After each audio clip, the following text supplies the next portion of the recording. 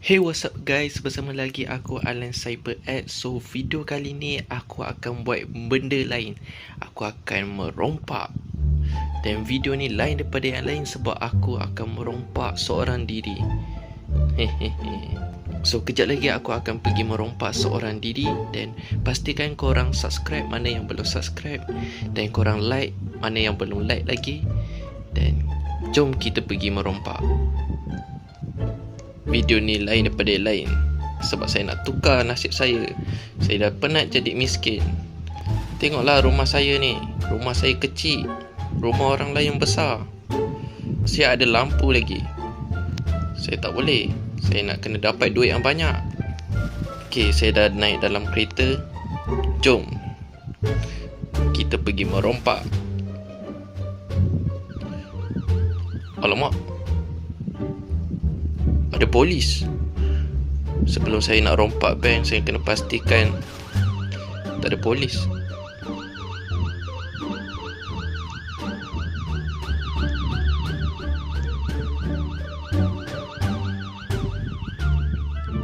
Apa benda tu?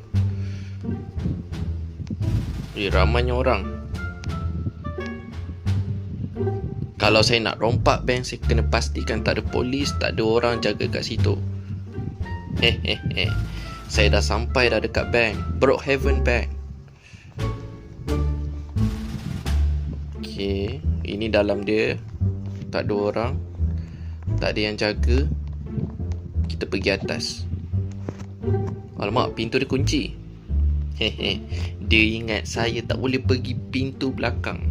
Saya ada jalan rahsia nak pergi ke peti besi tu.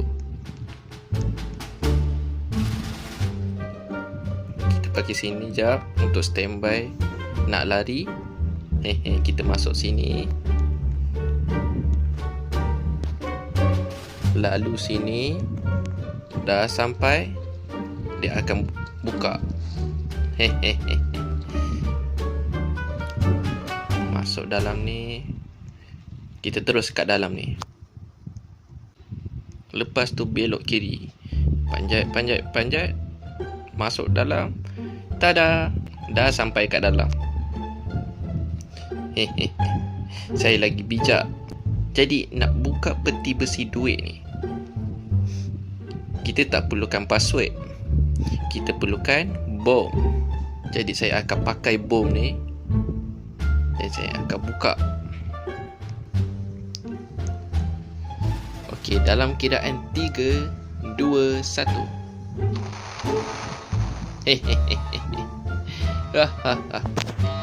Okey, saya kena cepat-cepat ni. Saya kena lari.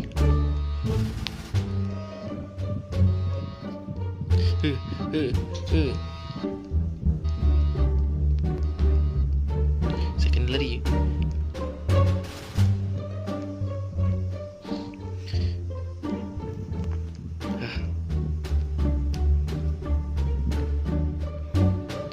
Saya kena lari. Saya kena balik terus ke rumah saya.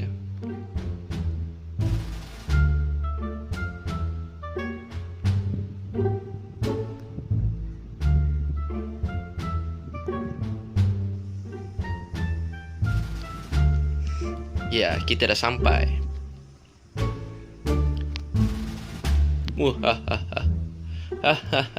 Saya dah kaya. Saya boleh beli rumah besar lepas ni. Saya boleh beli kereta mahal. Kalau korang nak tengok saya beli rumah besar dengan kereta yang mahal, tunggu video seterusnya. Terima kasih korang mana yang dah tonton video ni sampai habis. Pastikan korang like dan subscribe untuk video aku yang seterusnya. Pastikan korang subscribe. Bye bye.